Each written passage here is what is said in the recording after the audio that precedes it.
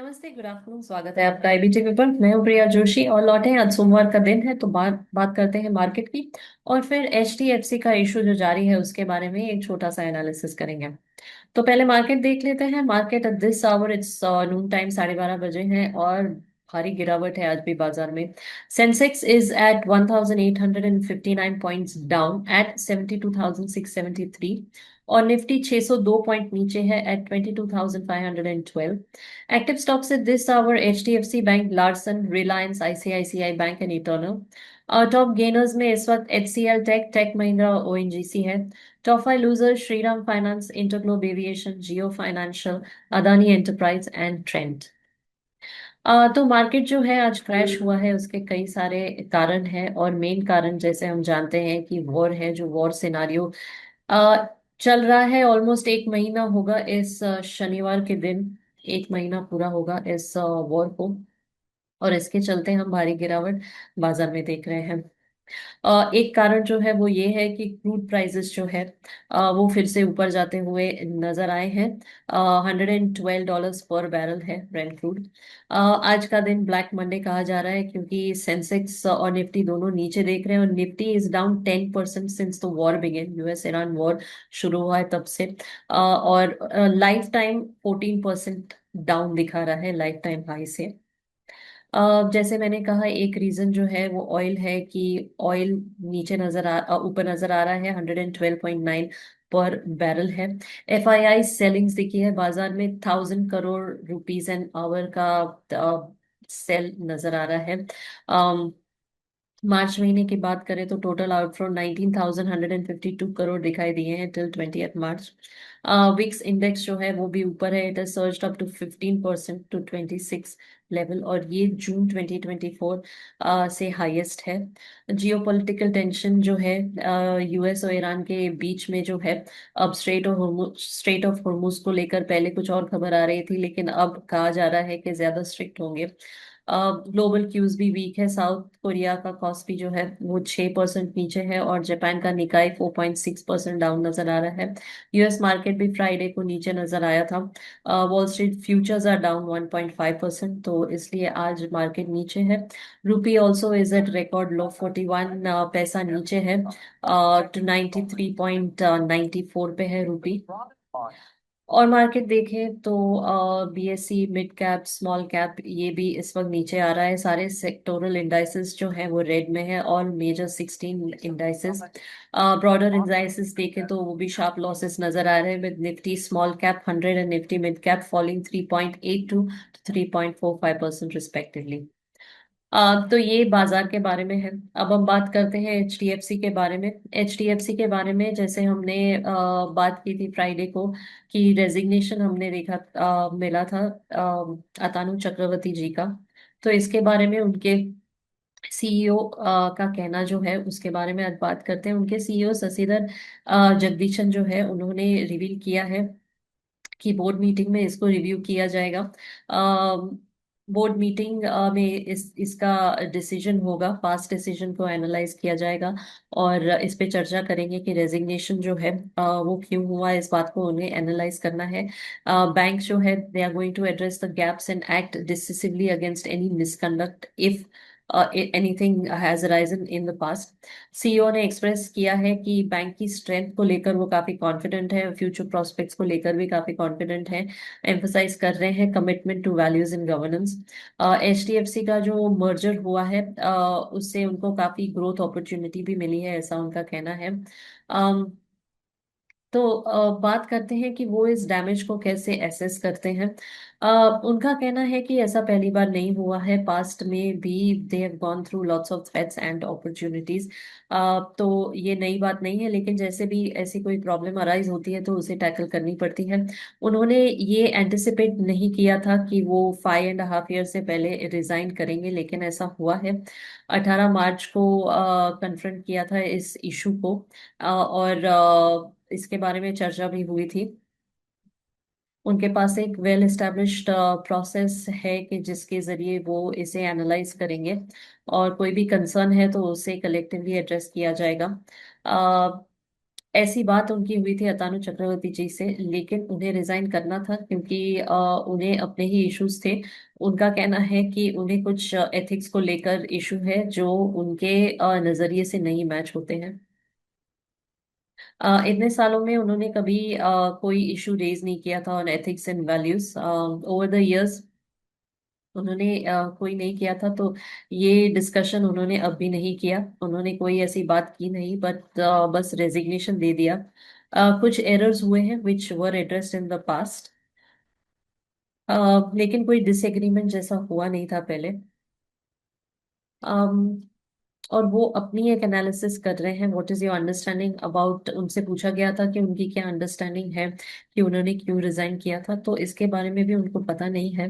उन्हें मार्च 19 को पता चला कि रेजिग्नेशन दिया गया है, और उन्होंने इस पे रिएक्ट किया। अनफॉर्चुनेटली जो डैमेज हुआ है that is already been done.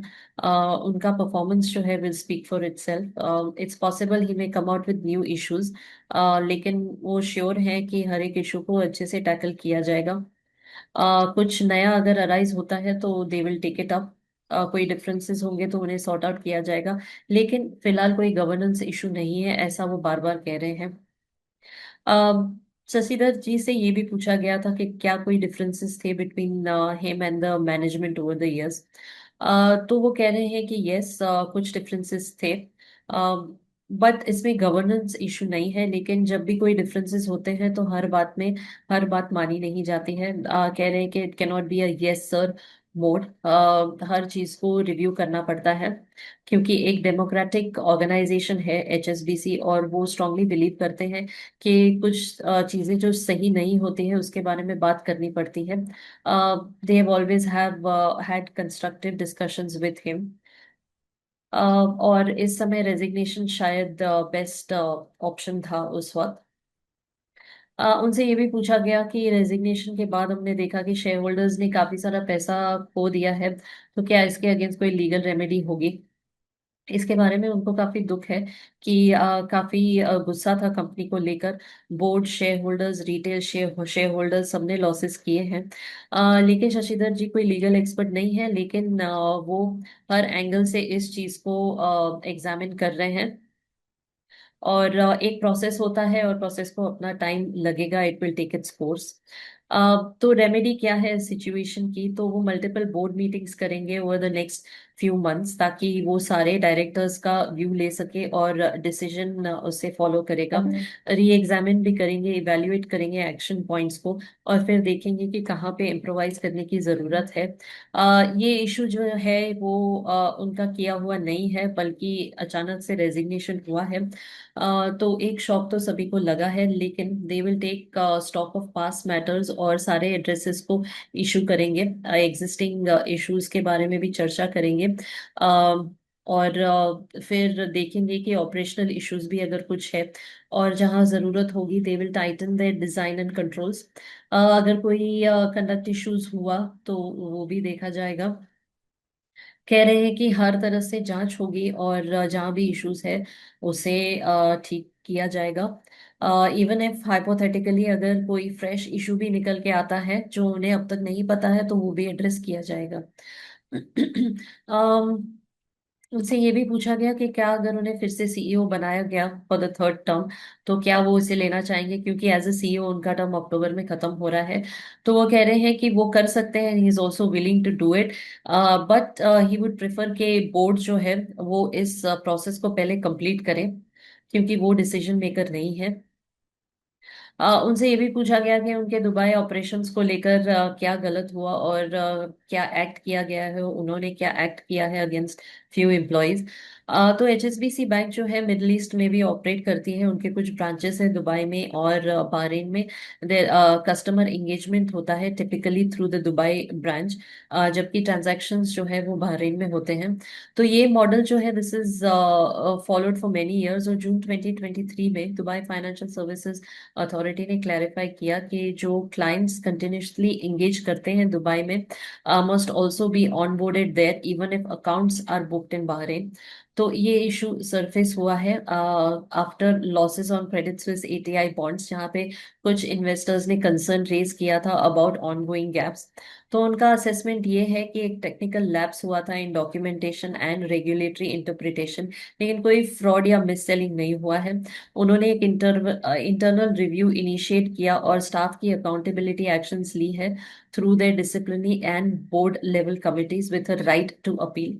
कोई फ्रॉड या कोई मिस अप्रोप्रिएशन नहीं हुआ था and there was no integrity issue that surface so far. तो अब बात और भी कर रहे थे एचडीएफसी और एचडीएफसी बैंक के मर्जर की। तो वो कह रहे हैं कि this is the best thing that happened, क्योंकि हाउसिंग इंडस्ट्री जो है वो काफी ग्रो कर रही है और आने वाले कुछ सालों में और भी ग्रो करेगी।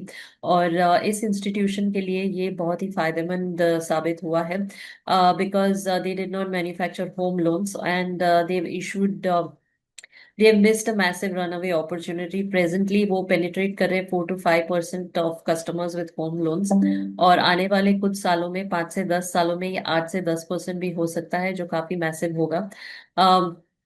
Once the customer primary banking relationship is started, impact becomes very significant over time. तो entire management जो है वो recognize कर रही है इस बात को, और they are aiming towards growth towards the housing loan department.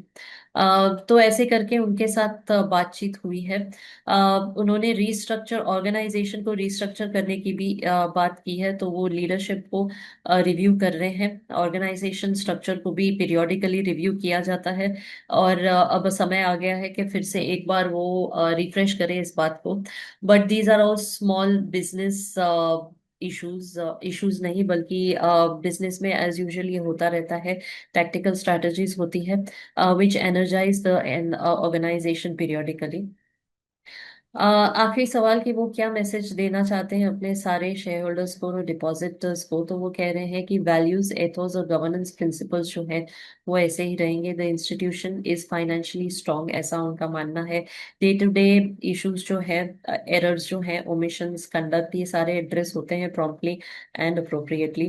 Future bright है, वेल पोजिशन्ड है पोस्ट मर्जर, और बहुत पॉजिटिव है इंडियन मार्केट को लेकर compared with parts of world facing turmoil. Economy better place में है और they are better position to capture the opportunities over the next couple of years. तो ये शशिधर जगदीशन के साथ एक इंटरव्यू है जिसके बारे में मैंने आपसे बात की है। छोटा सा एक मैसेज जो है वो के मिस्त्री का भी है, जिन्हें टेम्पररी चेयरमैन बनाया गया है। He is the interim chairman for the next 3 months. और बैंक मैनेजमेंट का रिव्यू है और वो इशू करे, वो हर एक इशू को रिव्यू करेंगे and they will take corrective action. उनके ऐसे कमेंट्स आए हैं अतानु चक्रवर्ती के रेजिग्नेशन के बाद, जो कि 3 दिन पहले हुआ था। और कह रहे हैं कि कोई मिसअलाइनमेंट नहीं हुआ है, और कोशिश कर रहे हैं कि वैल्यूज और एथिक्स को ऐसे ही रखा जाए और उन्हें फॉलो किया जाए। चक्रवर्ती का एग्जिट जो है, it's marked by investor anxiety, sharp market moves रहे ना। अभी सवाल गवर्नेंस पर है और रेगुलेटरी इश्यूज पर है, अश्योरेंस पर है। तो इस पे खास ध्यान रखा जा रहा है। के मिस्त्री जी ने कहा है कि बैंक जो है वो अपने हाईएस्ट स्टैंडर्ड ऑफ गवर्नेंस और अकाउंटेबिलिटी को होल्ड कर रहा है, और कोई भी इशू होगा तो वो इस पे जरूर देखेंगे। इवन एन आइसोलेटेड इंसिडेंट जो है उससे भी रिव्यू किया जाएगा और करेक्टिव एक्शन लिया जाएगा, इज गिवन ड्यू इम्पोर्टेंस। तो ये मैंने आपको बात की शशिधरन जगदीशन के बारे में, जो कि सीईओ है एचडीएफसी के, और के मिस्त्री जी का मैसेज रहा। इसे और एनालाइज करेंगे कल जब सेठी सर हमारे साथ जुड़ेंगे। Thank you so much for joining us today. Market volatile है लेकिन इन्वेस्ट कीजिए, एक्सपर्ट एडवाइस लीजिए and to continue investing. Thank you so much for joining us today. नमस्ते।